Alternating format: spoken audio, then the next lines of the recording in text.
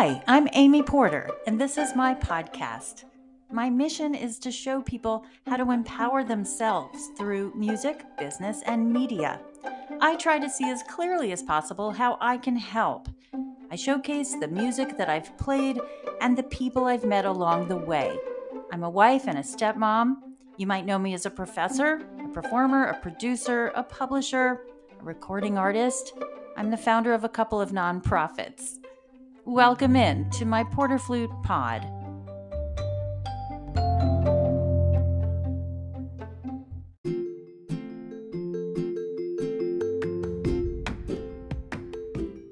Welcome to Porter Flute Pod. You're in our Storytime platform, and we're in the second of our two-part series about two books from two flutists, authors you know and love. Last time, Delandria Mills, and today, Marianne Gedigian. Written by flutist and teacher Marianne Gedigian, Survival of the Flutist details the journey of a flutist on their path to professional and personal fulfillment. This stunning 80-plus page hardcover picture book was masterfully hand-lettered and illustrated by artist, flutist, and teacher Patty Adams. Produced by Adam Workman, founder and president of Flutistry Boston, Survival of the Flutist is exclusively available at flutistry.com. With me in the pod is Alan J. Tomasetti and Jordan Smith, and listen in as I discuss surviving with Marianne, along with the personal and professional journey with her flutist, asking all the important questions in our life as creative artists, and really what success actually means. Thanks for being in Porter Flute Pod. I'm so happy you're here.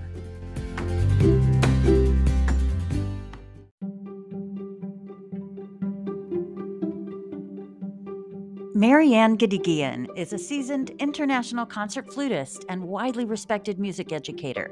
She joined Rice University's Shepherd School of Music as professor of flute starting in July 2023. Marianne was formerly professor of flute at the University of Texas at Austin's Butler School of Music. Marianne Gedigian was a regular performer with the Boston Symphony Orchestra for over a decade, including several seasons as acting principal flute under Seiji Ozawa, as principal flute with the Boston Pops Esplanade Orchestra, and acting principal flute with the Boston Pops. Ms. Gedigian has been heard on dozens of recordings and Evening at Pops TV broadcasts, as well as the nationally broadcast 4th of July specials. She's also been heard on several John Williams movie scores, including Saving Private Ryan and Schindler's List, and she can be spotted in the film Blown Away. She's also had numerous solo and orchestral recordings to her credit on major labels, including Naxos, Philips, and Deutsche Grammophon. Marianne Gedigian has received degrees from Boston University and New England Conservatory of Music. So originally presented by Marianne at the 2015 National Flute Association Annual Convention in Washington, D.C., the subject of this podcast, Survival of the Flutist, follows a flutist in pursuit of a musical dream and professional fulfillment.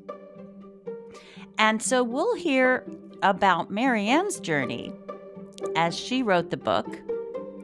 This book is about a person who sets forth on their journey with the essentials: a metronome, a number 2 preferred pencil, and a music stand to hold up the writings. But can they stay humble, passionate, and eager regardless of whatever challenges they encounter? Watch as an unexpected journey unfolds. Marianne Gedigian, my friend, welcome to Porter Flute Pod. Thanks, Amy. It's great to be with you. I'm here specifically to talk about a work of art that you created. It's in the form of a book, and it's called Survival of the Flutist. And it is such a great resource for every student, for every teacher, for all of us that come into contact with this book. And so we want to know if this is the voice of you or one of your students or a different voice altogether. I'd love to hear about that and how the book came to be. Well, I love talking about this aspect of the book, Amy. So thanks for asking. I always say when people ask me if it's your voice, Marianne, I say take out the why, because I think after teaching for so many decades, you start to mirror and reflect, information and feelings that have come to you either from within or from your students or colleagues.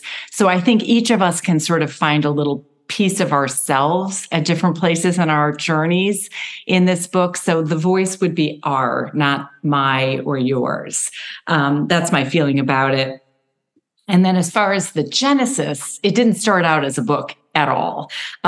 Joanna Bassett had asked me when she was chair of the NFA convention to speak at the Flute Lovers Luncheon. And I said, well, what should I talk about? And, Joanna's so generous and open-minded. She said, speak about whatever you want.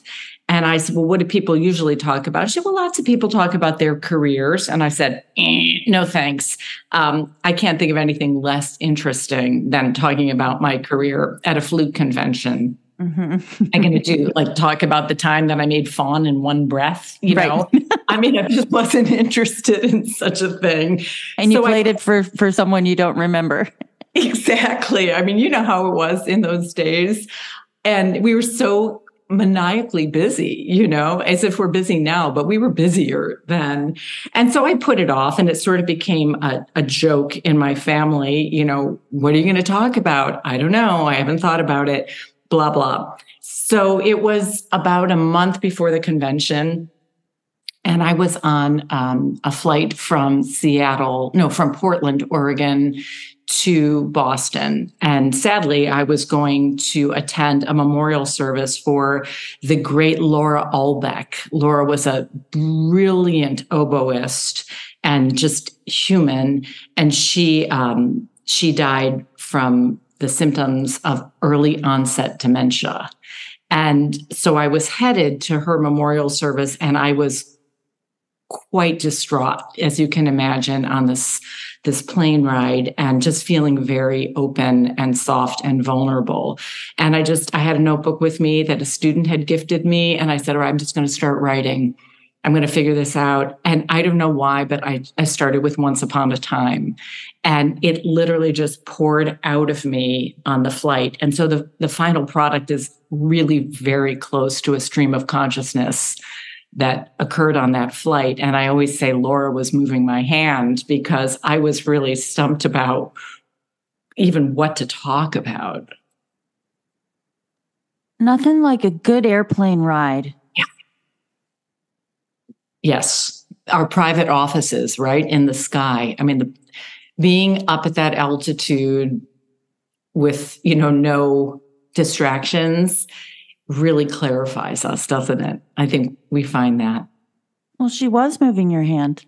Yeah, I believe that. I mean, she was saying, like she always did when we sat next to each other for a decade, in the orchestra, she would say, oh, Marianne, come on. Laura and I were complete opposites, right? I was constantly talking and getting in trouble and being ill-mannered. And Laura was completely buttoned up and always proper and having to say things like, shh, the conductor's looking at you, so it would be very typical of Laura to bail me out one more time. Wow, what a great friend.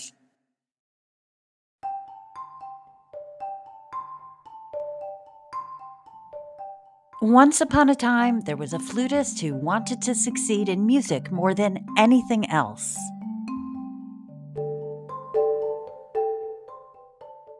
I went to the luncheon, to speak. My high school teacher, her, Donna Olkalski, was there, and Leon Bicey was there, and lots of friends at that front table, and lots of friends and acquaintances throughout.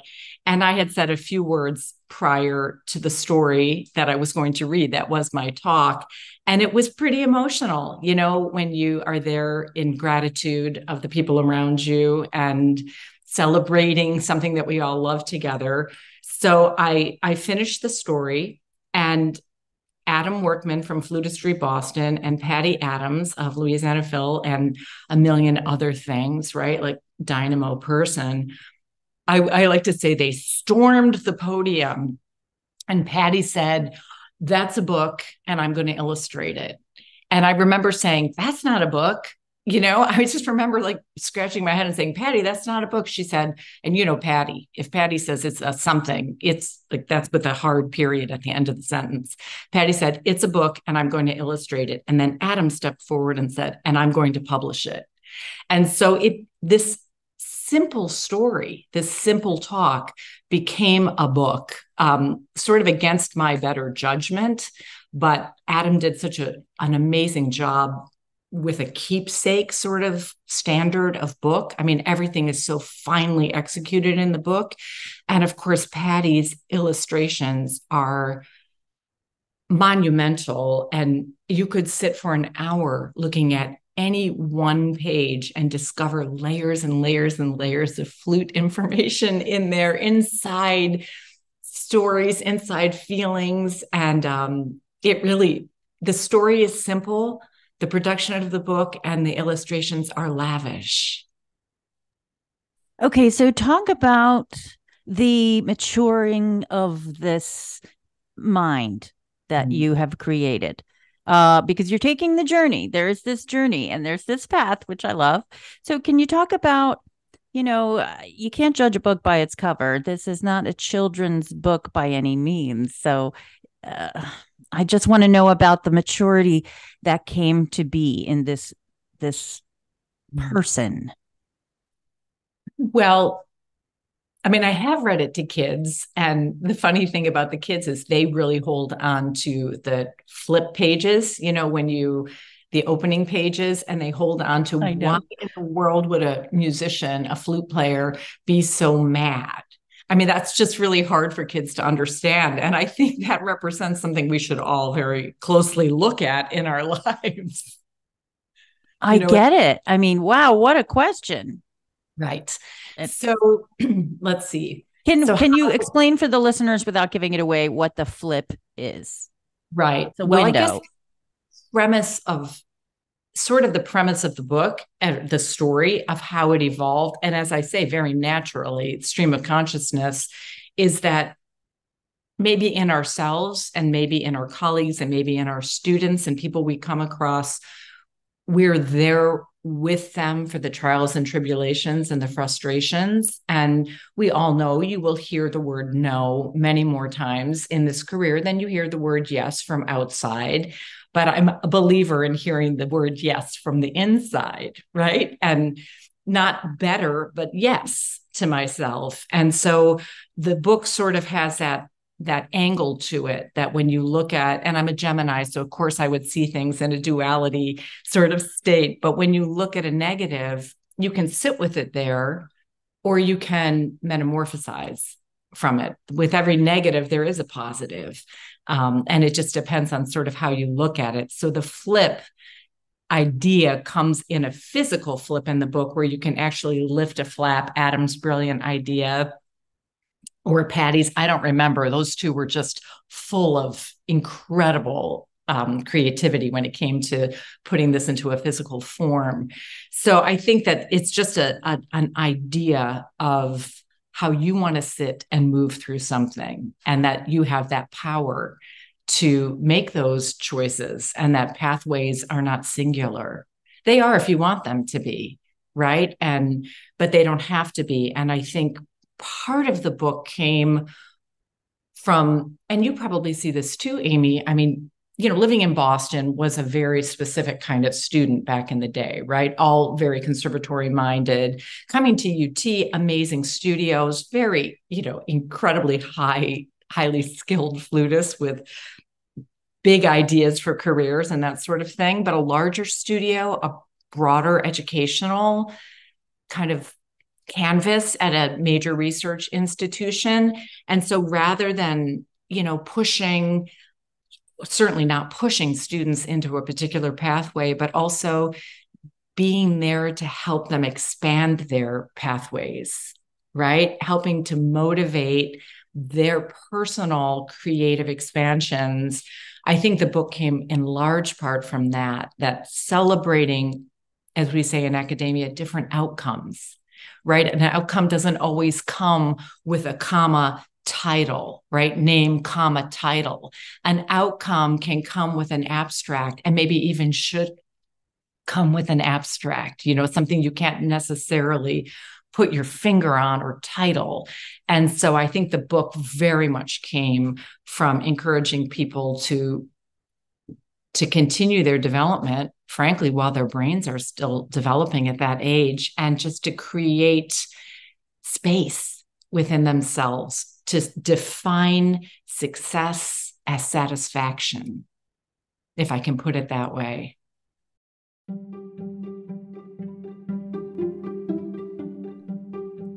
There are hopes and dreams.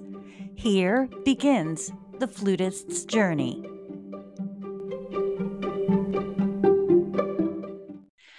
Do you see this having a broader educational context? Do you want to see it in music studios, classrooms?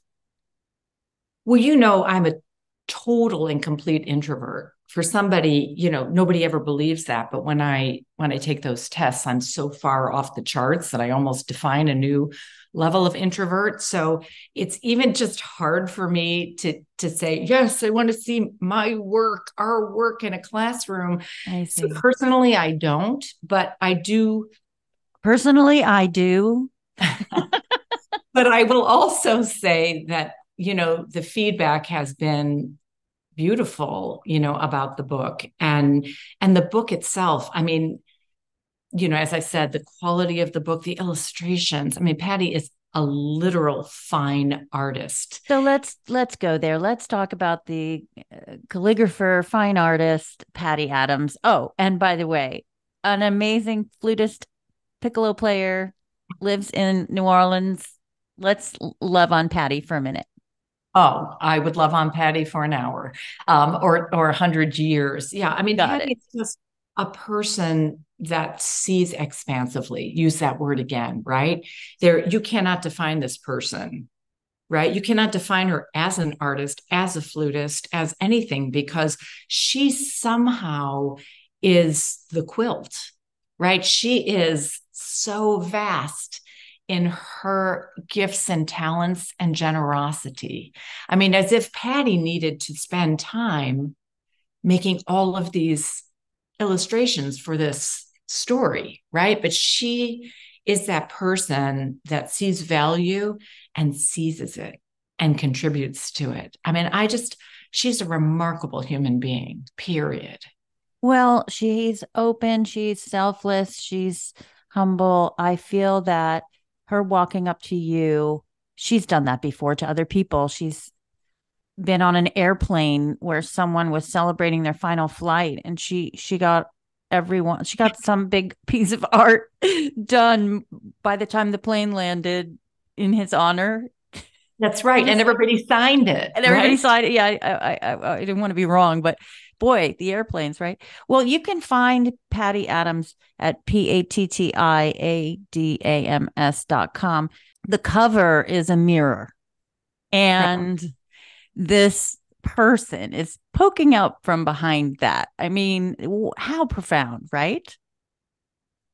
I mean, I think that's the gift of teaching, Amy. I bet you would agree with me on that too, is that it's not just that, we're studying our students and trying to help our students, of course, number 1 through 100, but they also reflect so much of what we have hopefully can work through together. And so the mirror is sort of the symbol of our portals in life, and how, you can take that step through the portal, or you can choose not to. I mean, however you want to interpret it is up to you. I hate to micromanage that. If you see value to it, I love that. Okay, so that's really why we read books, because they're not black and white. They're interpretive, and you can be open-minded and open-ended and live life in the now. I think that's also a message in this book. Absolutely. And, we talk about it, right? Be present, be in the now. And yes, truly everything in our life is just desperate to take us out of that, right? The worry, the hurry, whatever. I'll stop there before I start becoming Dr. Seuss. But this idea of the next things, and the next only relies on the now, the actual piece of where we are. I can't take a next step if I'm not in my step to begin with. And so I just think we undervalue that sometimes. And that pressure, gets spread in our community, in the world, in society, period, but certainly in our community, students feeling pressure to get jobs before they graduate. Wonderful when it happens, right? We celebrate that when that happens, but there is more to life than getting that job, and experiencing life outside of school is valuable, albeit scary and expensive. We understand, but this idea that, living in the space where you are can be a comfort and not a burden. I hope that there's some of that message in the book. I hope some people might get some of that.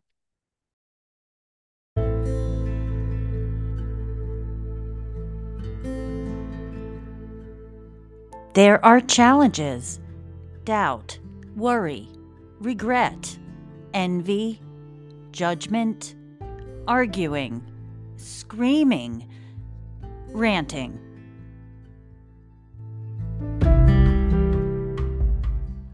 I think every generation has said, okay, I'm good. And then, maybe I'm not. Yeah. And it's interesting, Amy, I use you all the time as an example in teaching. I always say, you see Amy Porter on YouTube in the gown playing flawlessly, and, you might have a great performance, but she's been doing it for decades.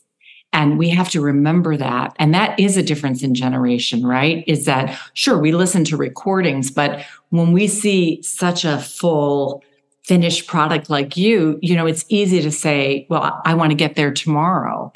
But, there is the gift of time, right? There is this idea of taking the time to develop and having the opportunities to fail. Failure is fantastic, right? We don't talk about that. Failure is who walked off stage with a great performance and said, I learned so much. Most of us don't. Some people do, I guess. I walk off stage, wanting to put a bag over my head, and then understanding, reflecting and growing from there. I think that the idea of development over time, we can really celebrate that, and the ups and downs. I was kind of gearing towards comparison, and we take a shot of Comparschlager, as Marie Forleo says, and we're doomed. And so that's what happens when you think you're good, then you think you're not, then you think you're good again, then you think you're not. So it's this constant battle where I wish I loved my naivete in a way, because I was never told I couldn't do it. So I started off a few podcasts ago by saying the number one way to success is mentorship, and someone there for you, and someone there as a teacher or a parent driving you, supporting you. So that is a component. Absolutely. Role models, mentors, support systems, guides, all of that. Sometimes that has to come from inside, right? Sometimes people don't have a community where they can find that. But fortunately, that is the beauty of technology now, is that you can find a community once removed if you don't have it in your physical, tangible life. My absolute favorite part of the book, the story, I stumbled even over calling it a book still, is early when the parent asked the professor, what can my kid even do with a degree in music? And the professor says nothing, right? And then after whatever I say, a long, uncomfortable silence or something like that, yet anything. And I think that is really the pioneering spirit of the arts. And hopefully that continues in this accelerated society, is that it's not an end game, right? There isn't an end, there isn't a finish line. And I don't mean to say that in terms of don't be satisfied, be satisfied, but, continue, keep creating, keep expanding, keep exploring, keep failing, keep failing, keep failing. Because when you fail, you redefine what that means to you, right? Failure is not a negative. See, there I am flipping it. Failure is another portal. And how we define failure is typically defined on what somebody else's thoughts are about something, not necessarily our own thoughts. So if we start to siphon those things off, then we have potentials rather than deadlines. I hate that word anyhow. Think about that. Deadlines.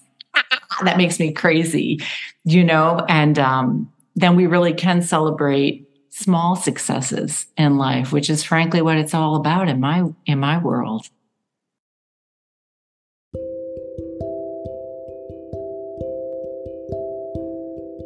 There are lessons about authenticity, curiosity, sincerity, compassion, and love.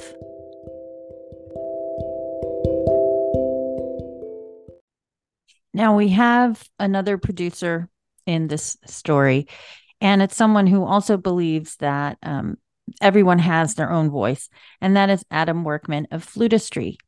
Can you talk about how he had some impact on this work? And might I just kick it off by saying I loved the marketing of it, where when you bought it, you got one to give a friend. Like he gifted two to people, and I just thought that was brilliant and giving and wholehearted. How did he impact this project? Well, I mean, you just described him very well in your description of how he gifted the book. And I think that's something to think about with Adam in particular. I mean, he owns and runs a business. So obviously there is we need to make money side of the business. That's just factual, right? To run a business, you have to be able to make money. But I think Adam set forth on this business model thinking generously and of supporting a community, not just siphoning off from a community, which is also fine. If that's what you do, you sell things, we want to buy them, no problem.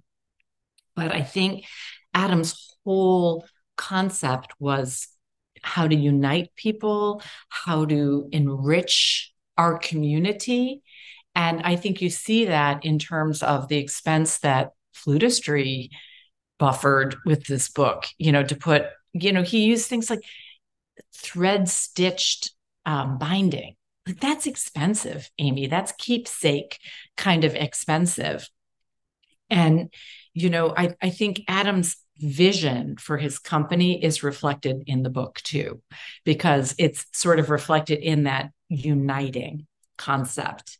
And I don't think sometimes I don't know about him, I won't be so specific, but we don't give people credit for those things that they do. We think, I want the best price on a flute. Duh, of course we do. I want you figuring out what is right for me, and providing. This is a very different kind of providing in our community. And I think it really enriches us all to think that somebody wanted to gift us something that he thought was of value, that he found valuable, and the great expense that it took him to do that, and the time. I mean, that took a lot of time. I wrote the story like, I'm done, right? And then the work began. You also have an editor, Katrina Longer. Yes, that's Adam's sister. Right. Can you speak to what she did? Well, Katrina, tightened it up. Katrina looked at it as what I say as a civilian and said, what are you talking about here, Marianne? Don't you love those people in our lives? Oh, absolutely. Those are our mentors, right? Those are the people that mentor us. Yeah. she looked at it, she said, this does not make sense to somebody who doesn't understand this, or you don't need to say it this many times, or you don't need to do this. And I don't think I argued once. I mean, I think I was like, take it, Katrina, rewrite the whole thing if you want to. But I think that's also part of Adam's generosity, was that he liked the sort of genuine, just, I wrote it, here's my story, don't mess it up kind of. This was the pure version in a way. But Katrina cleaned it up, fixed language, punctuation, all of the things that, make my toes curl up. And we can't miss Jim Atwood. We know who he is. He helped put all that artwork into digital edits. Talk about Jim. Yes, Patty's husband. Former member of the percussion section of Louisiana Phil, contractor in New Orleans. And there you have it. I mean, that's when you talk about the genesis of this becoming a book, then you start talking about the community, right? And it's sort of like when you're on stage, we look at you and we say, wow, Amy's amazing. There are people that go into you being amazing. There's a team, a community, a support system, whether it's a family member who, you say at the last second, oh my gosh, I didn't think about what I was going to wear. This has a stain on it. Help, or whatever it is. There is this team of people that work in a less flashy way behind the scenes. And without them, there would be no scene. And I think Jim is one of those people, that just contributed in an epic way that we don't necessarily credit every time. So thank you for bringing him into this conversation. Of course. Well, I just wanted to thank you for talking about this piece of art, this work that you've done. And I wanted to credit everyone. You can find the book at flutistry.com, flutistry.com/products. What you could also do is just go to Flutistry and type the word survival. And it'll come right up. Survival of the Flutist. Go ahead and check out flutistry.com for the book. And while you're at it, buy 2 so that you can gift it, right? Well, that's lovely. And I just hope that people find a moment of comfort and sort of possibility in the book. So if buying 1 is in your budget, buying 2 is in your budget, if you find it of value, I'm very grateful that you may feel that way. So thank you for that. It's been such a help to everyone who's read it. So thank you for writing the book. And Marianne, my friend, thank you for being in my podcast, Porter Flute Pod. Thanks, Amy. I can't wait to catch up on some of your episodes. And I just so enjoyed spending some time with you today. Thanks for inviting me.